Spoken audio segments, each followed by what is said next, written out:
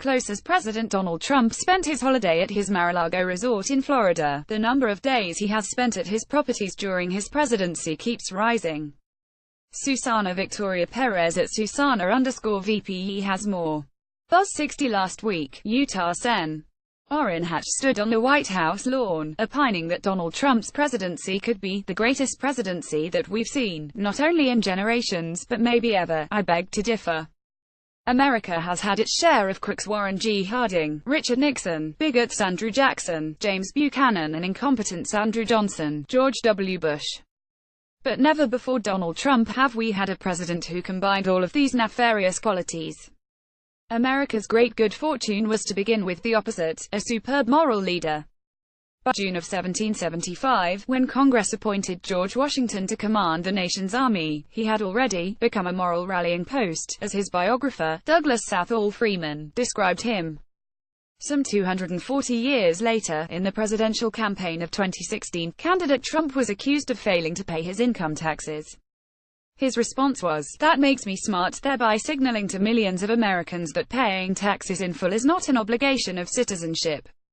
Trump also boasted about giving money to politicians so they would do whatever he wanted. "When they call, I give. And you know what? When I need something from them 2 years later, 3 years later, I call them. They are there for me." In other words, it's perfectly okay for business leaders to pay off politicians, regardless of the effect on our democracy. Trump sent another message by refusing to release his tax returns during the campaign or even after he took office, or to put his businesses into a blind trust to avoid conflicts of interest, and by his overt willingness to make money off his presidency by having foreign diplomats stay at his Washington hotel, and by promoting his various golf clubs. These were not just ethical lapses. They directly undermined the common good by reducing the public's trust in the office of the president. As the New York Times editorial board put it in June 2017, for Mr. Trump and his circle, what matters is not what's right but what you can get away with. In his White House, if you're avoiding the appearance of impropriety, you're not pushing the boundaries hard enough. A president's most fundamental legal and moral responsibility is to uphold and protect our system of government. Trump has degraded that system. When as a presidential nominee Trump said that a particular federal judge shouldn't be hearing a case against him because the judge's parents were Mexican, Trump did more than insult a member of the judiciary. He attacked the impartiality of America's legal system. When Trump threatened to loosen federal libel laws so he could sue news organizations that were critical of him, and later threatened to revoke the licenses of networks critical of him, he wasn't just bullying the media. He was threatening the freedom and integrity of the press. When, as president, he equated neo-Nazis and Ku Klux Klan members with counter-demonstrators in Charlottesville, VA, by blaming both sides for the violence, he wasn't being neutral. He was condoning white supremacists, thereby undermining the Constitution's guarantee of equal rights.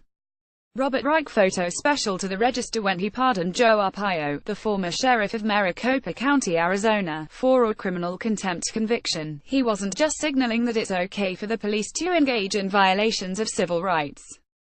He was also subverting the rule of law by impairing the judiciary's power to force public officials to abide by court decisions.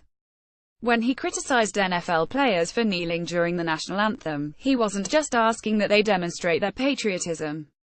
He was disrespecting their, and, indirectly, everyone's, freedom of speech. When he berated the intelligence agencies and the Federal Bureau of Investigation, he wasn't just questioning their competence.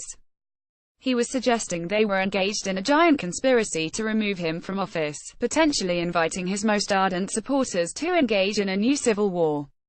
America has had its share of good and bad presidents, but Donald Trump falls far below anything this nation has ever before experienced. In less than a year, he has degraded the core institutions and values of our democracy. We have never before had a president whose character was so contrary to the ideals of the Republic. That Sen. Orrin Hatch and other Republicans don't seem to recognize this is itself frightening. Robert Reich, a former U.S. Secretary of Labor, is professor of public policy at the University of California at Berkeley. Reader, share this story http://dmreg.co2blint